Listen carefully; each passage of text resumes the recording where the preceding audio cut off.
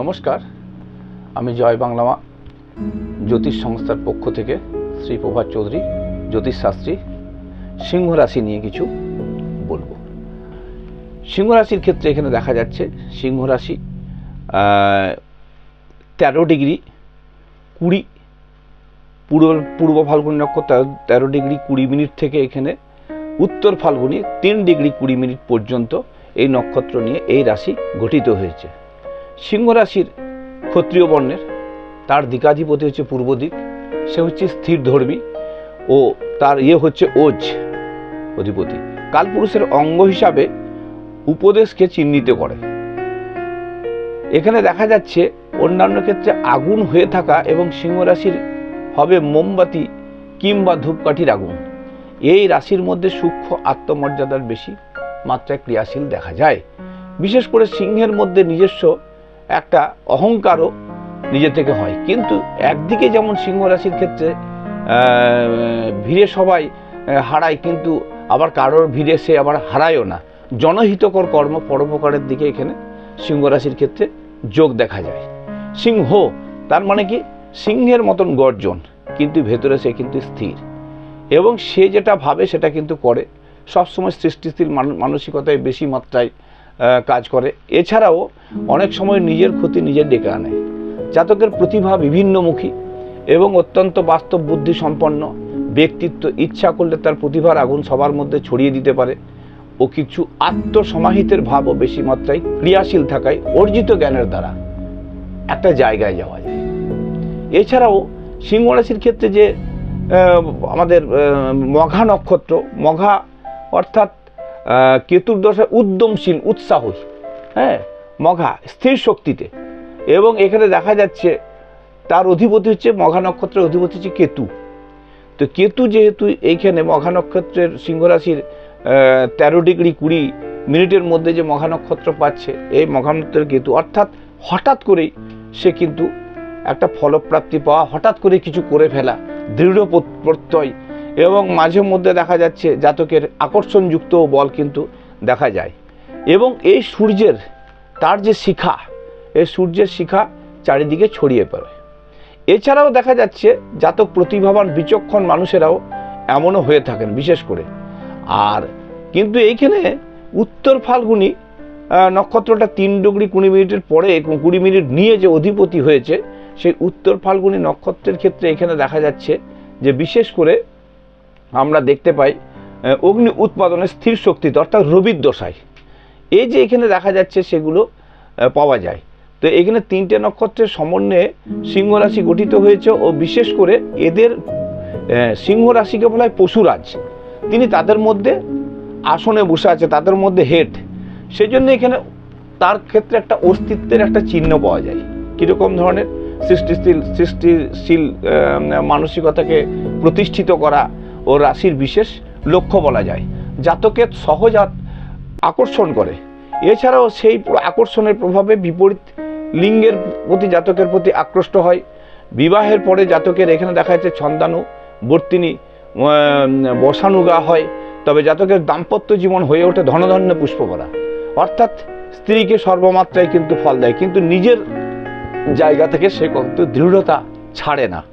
এবং দেখা যাচ্ছে স্ত্রীর কথা চলতেও কিন্তু ভালোবাসে না। এছাড়াও সিংহ রাশির ক্ষেত্রে এখানে আরও কিছু বলা যায়। সিংহ রাশির ক্ষেত্রে যেহেতু আমরা সিংহ রাশিকে যদি দেখাই, সিংহ রাশি সিংহ লগ্নকে সিংহ রাশি থেকে দেহ বিচার এবং মনের বিচার করা হয়, তার ইচ্ছা শক্তি কিন্তু সর্বদাই কিন্তু উচ্চশীল। তার রবি তুঙ্গস্থ থাকে মেষ রাশিতে, বিশাল বিখ্যাত হয়ে থাকে। এছাড়াও দেখা যাচ্ছে লগ্নের ক্ষেত্রে বিশেষ করে রবিকে আত্মকারক গ্রহ বলা হয়। এর অধিপতি হচ্ছে রবি, সেজন্য রবিকে কিন্তু আত্মকারক বলা হয়, এবং রবি হচ্ছে পিতৃকারক। তো এইখানে দেখা যাচ্ছে এছাড়াও রবির ক্ষেত্রে এখানে যেটা হচ্ছে চোখের ওপরে বেশি সমস্যা হয় রোগের ক্ষেত্রে, যদি দেখা যায় আমরা রাশি লগ্ন থেকে, এবং মনের ওপর দিয়ে সে কিন্তু স্থির থাকতে হঠাৎ হিংস্র হয়ে পড়ে। এছাড়াও রবির ক্ষেত্রে এখানে আত্মকারক, মানে অর্থাৎ আত্মা শুদ্ধি, আত্মা যেটা চাইবে সেটাই কিন্তু করবে।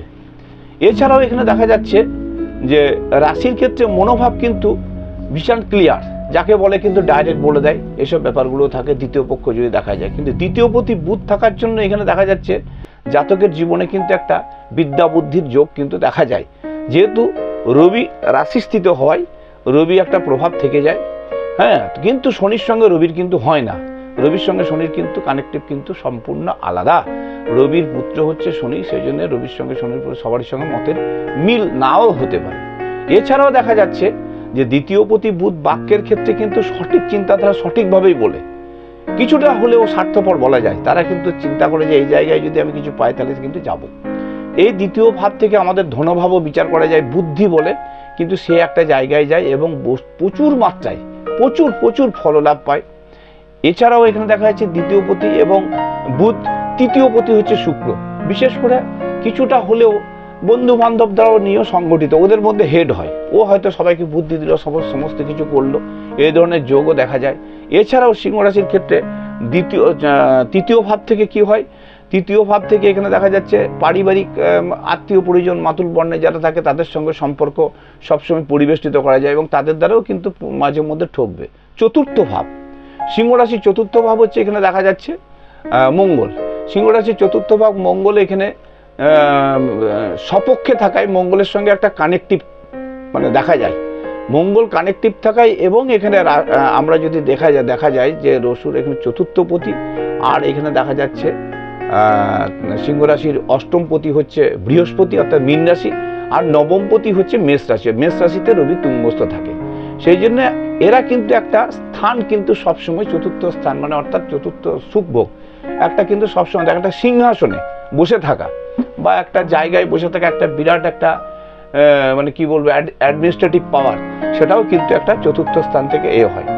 এবং মঙ্গল চতুর্থ স্থান চতুর্থপতি এবং বৃহস্পতি পঞ্চমপতি হয়তো জ্ঞানের দিক থেকে কিন্তু প্রচুর ভালো বলা যায় এবং প্রতিভাবান, সেই প্রতিভার একটা জায়গাও তৈরি করে ফেলে এখানে দেখা যাচ্ছে। এছাড়াও দেখা যাচ্ছে বিশেষ করে ইলেকট্রিক্যাল ব্যাপার বা বিশেষ করে এখানে দেখা যাচ্ছে টেকনিক্যাল ব্যাপার, মেকানিক্যাল ব্যাপার, এই জিনিসগুলোও কিন্তু এদের মধ্যে কিন্তু দেখা যায়।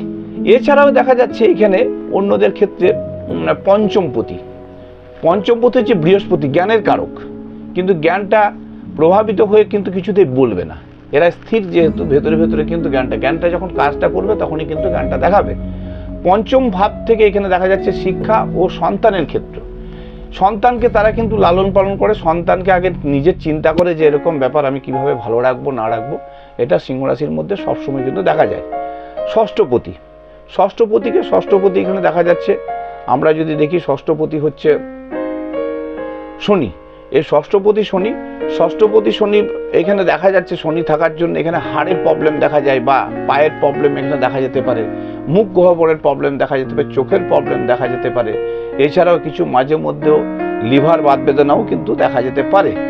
বিশেষ করে এখানে আত্মকারক গ্রহ বলে এখানে কি হয়, এখানে অনেক ক্ষেত্রে প্রতিভার বিকাশের ক্ষেত্রেও মানে একটা থাকে ট্যালেন্টেডের যে প্রকাশ, সেই ট্যালেন্টেডের প্রকাশটাও কিন্তু এখানে রবি করায়। এবং এখানে দেখা যাচ্ছে সপ্তমপতি শনি, যেহেতু সপ্তমপতি শনি কুম্ভ রাশিতে, বিবাহ স্থানের ক্ষেত্রে এখানে দেখা যাচ্ছে যে আমরা পঞ্চমপতি বৃহস্পতি এবং সপ্তমপতি শনি, বৃহস্পতি পঞ্চমপতি বৃহস্পতি যদি সপ্তমে থাকে তাহলে সেক্ষেত্রে কিন্তু উচ্চ কাস্টের সঙ্গে বিয়ে বা দেখা যাচ্ছে কোনো ব্রাহ্মণ বর্ণের সঙ্গে বা উচ্চ কাস্টের প্রেম বিবাহ কিন্তু হওয়ার যোগ দেখা যায়, দৃষ্ট হয় বিশেষ করে। এছাড়াও বিশেষ করে যেটা পাচ্ছি আমরা সপ্তম ভাব থেকে যে বিবাহে কিন্তু এখানে দেখা যাচ্ছে বিবাহের পরে এদের কিন্তু প্রচুর উন্নতও হয়।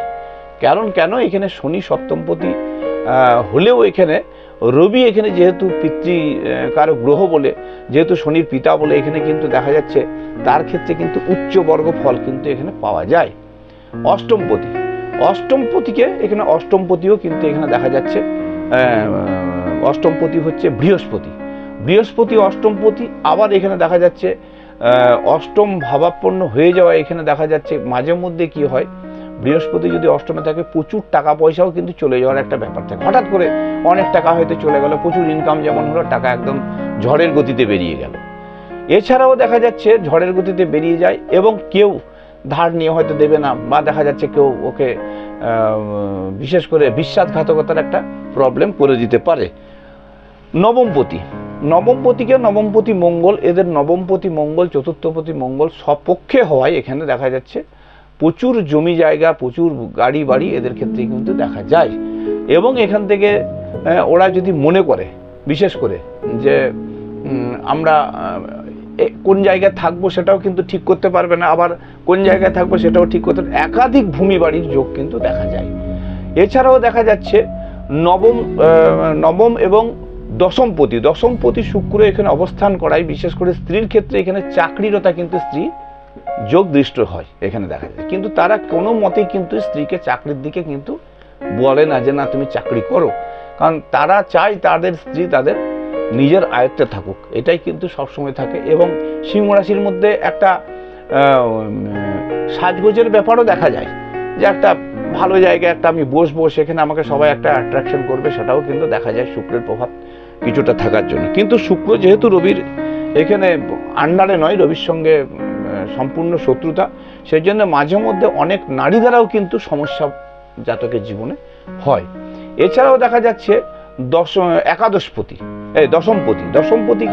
এখানে বুধ, দশমপতি এখানে না একাদশপতি বুধ, একাদশপতি বুধ এখানে থাকার জন্য বিজনেসের ক্ষেত্রে কিন্তু সিংহ রাশির ক্ষেত্রে বহুলাংশে শুভ বলা যায়। বিশেষ করে কি ব্যবসা এখানে দেখা যাচ্ছে, এখানে হোটেল ব্যবসা সিংহ রাশির ক্ষেত্রে এখানে দেখা যাচ্ছে, কোনো রকম সফটওয়্যার ডেভেলপমেন্ট, কোনো রকম দেখা যাচ্ছে যে ইলেকট্রনিক্স ব্যাপার, কোনো রকম মেকানিক্যাল সংক্রান্ত ব্যাপার, কোনো রকম ফার্মিং, কোনো রকম দেখা যাচ্ছে উচ্চ পদস্থ কর্ম। এবং তাছাড়াও এখানে দেখা যাচ্ছে উচ্চ পদস্থ কর্ম, একাদশপতি বুধ থাকার জন্য এখানে দেখা যাচ্ছে কোনো রকম ফার্মিং বা দেখা যাচ্ছে বিশেষ করে এগ্রিকালচার ফার্মিং, এইগুলো কিন্তু যোগ কিন্তু বিশেষ করে সিংহ রাশির মধ্যে দেখা যায়। এছাড়াও অ্যাডমিনিস্ট্রেটিভ পাওয়ার, অ্যাডমিনিস্ট্রেটিভ লাইনেও কিন্তু এখানে দেখা যাচ্ছে যথেষ্ট, দশম ভাব থেকে আমরা বিচার করে যদি দেখি তো সেখানেও কিন্তু দেখা যায় নবম ভাব এবং দশম ভাব থেকে। এছাড়াও দেখা যাচ্ছে দ্বাদশপতি চন্দ্র, যেহেতু চন্দ্র রবির আলোয় আলোকিত, সেই জন্য এখানে চন্দ্র দ্বাদশপতি হয়ে যাওয়ার জন্য এক জায়গায় এরা স্থির থাকবে না, দ্বাদশ ভাবে।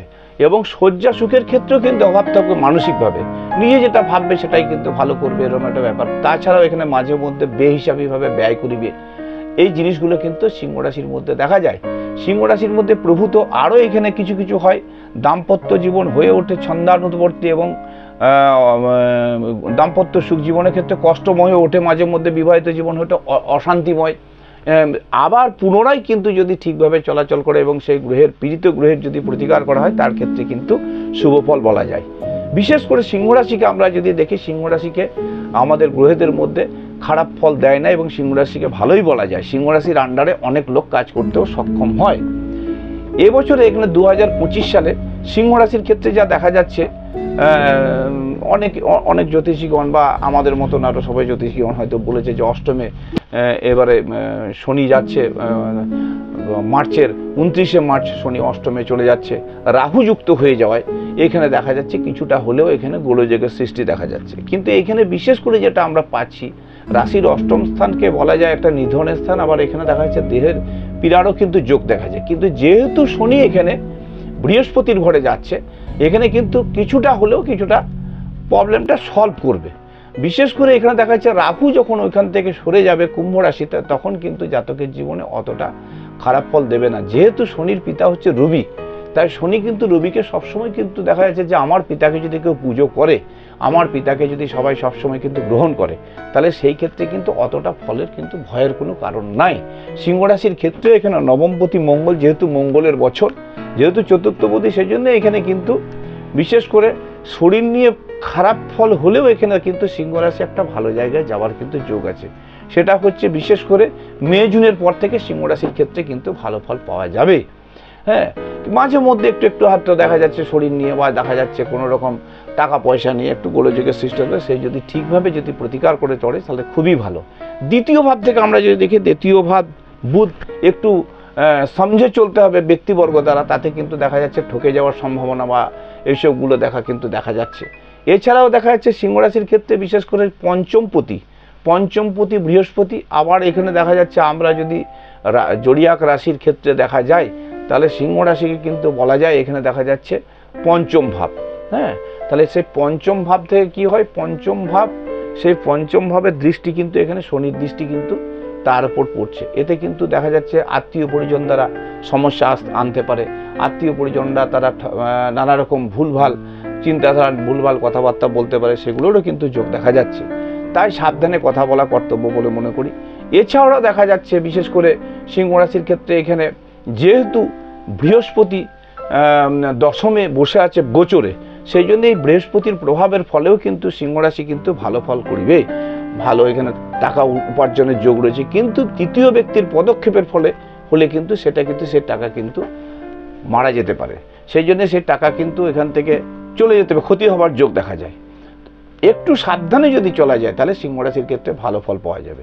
এছাড়াও দেখা যাচ্ছে এইবারে মঙ্গল, যেহেতু মঙ্গলের বছর বলে এখানে আমরা যদি দেখি, এখানে বুধ কিন্তু রবির রাশির একাদশে বসে আছে। সেই বুধ এখন একাদশ ভাবে, এবং তথা হচ্ছে এখানে দেখা যাচ্ছে এছাড়াও সিংহ রাশির আমরা যদি দেখি, আমরা 25 সালের কথায় যদি বলি, সেখানে কিন্তু নক্ষত্র বিষয়ে যদি বলা যায়, রাহু শনির যে নক্ষত্রের বিষয়ক অষ্টম ভাবে গেলেও রাহু যখনই এখানে চলে আসবে সপ্তমে, তাতে কিন্তু একটা জাতকের বিশেষ করে দাম্পত্য জীবনে একটু হলেও একটা ভুল বোঝাবুঝি, একটা অশুভ প্রভাব কিন্তু ফেলতে পারে। এই জন্যে ভয়ের কোনো কারণ নাই। এই জন্যে বলবো বিশেষ করে দেবগুরু বৃহস্পতির আরাধনা করা কর্তব্য বলে মনে করি। আর বিশেষ করে এখানে দেখা যাচ্ছে শনিবার মঙ্গলবার অবশ্যই করা কর্তব্য। হনুমান চালিসা পাঠ, সূর্য প্রণাম করা দরকার, সূর্যের অর্ঘ্যদান দেওয়া দরকার। হ্যাঁ, এছাড়াও দেখা যাচ্ছে বিশেষ করে পঞ্চমপতি বৃহস্পতি, আবার এখানে দেখা যাচ্ছে অষ্টমে রাহু, পারলে পরে খুব ভালো হয়। এখানে যদি পারা যায় তাহলে কিন্তু এখানে অন্তত পক্ষে আমি বলবো যে সেদিন যদি খুব ভালো হয়, বিশেষ করে রবির জন্য যদি পারা যায়, একটা রক্তচন্দন, একটু জল, একটু জবা ফুল, একটু দূর্বা, হ্যাঁ, এবং তার সঙ্গে এখানে দেখা যাচ্ছে একটু গঙ্গা জল হলে ভালো হয় তামার পাত্রে। ওং নমো বিবস্বতে ব্রহ্মণ্য ভাস্বতে বিষ্ণু তেজস জগৎ সবিত্রে সুচয়ে সবিত্রে কর্মদায়িনে ইদম অর্ঘং ওং হ্রিং হ্রিং ভগবতী শ্রী শ্রী সূর্যায় নমঃ বলে যদি প্রত্যেক রবিবার সূর্যকে যদি অর্ঘ্যদান দেওয়া যায়, তাহলে সেই ক্ষেত্রে কিন্তু ভালো ফলপ্রাপ্তি হবে এবং অন্য বিরুদ্ধ গ্রহ থেকে কিন্তু মুক্তি পাবে। এবং ওং জবা কুসুম শঙ্কা শঙ্কশ্যপ্যাং মহাদ্যতিম ধন্তারিং সর্বপাপগ্ন পুনতঃ দিবাকরম ওং হ্রিং হ্রিং সূর্যায় নমঃ বলে যদি জপ করা হয়, অন্তত পক্ষে প্রত্যেক দিন 108 বার করে জপ করলে খুবই ভালো ফল পাওয়া যাবে বিশেষ করে। আর সেদিন যতটা পারা যায় এখানে দেখা যাচ্ছে পোড়া জিনিস যেন না খাওয়া যায়, সর্ষের তেল যেন না মাখা হয়, হ্যাঁ, এমনি অন্যান্য তেল মাখা যেতে পারে, আয়ুর্বেদিক সাবান ব্যবহার করা যেতে পারে, হ্যাঁ, বিশেষ করে। এবং সূর্যের জন্য এখানে দেখা যাচ্ছে বিশেষ করে সূর্যের জন্য অন্তত পক্ষে আমাদের একটা করে ফলদানও যদি দেওয়া যায় রবিবার, একটা পান, একটা সুপুরি, একটা কলা একটু যদি দিয়ে দেওয়া হয়, তাহলে সেটাও কিন্তু হরি মন্দিরে, কিন্তু লাল ফুলটা বাদ দিয়ে, লাল ফুল কিন্তু হরি মন্দির নেয় না। লাল ফুলটা সূর্যের উদ্দেশ্যে, সূর্যের যদি কোনো থাকে, ছবি থাকে, বা সূর্যের কোনো যদি প্রতিবিম্ব থাকে, বা সূর্যকে দেখেও যদি করা যেতে পারে, সেক্ষেত্রে কিন্তু ভালো ফল ফলবে। অতএব ভয়ের কোনো কারণ নাই। সবই ঈশ্বরের ব্যাপার, সবই গ্রহের ব্যাপার। সেই গ্রহের দেবী মাতঙ্গীর যদি বীজ মন্ত্র করা হয় যে ওম হ্রিং মাতঙ্গী নয় নেব, এটাও করলে ভালো ফল পাওয়া যাবে। অতএব এই বলে আমি শেষ করছি।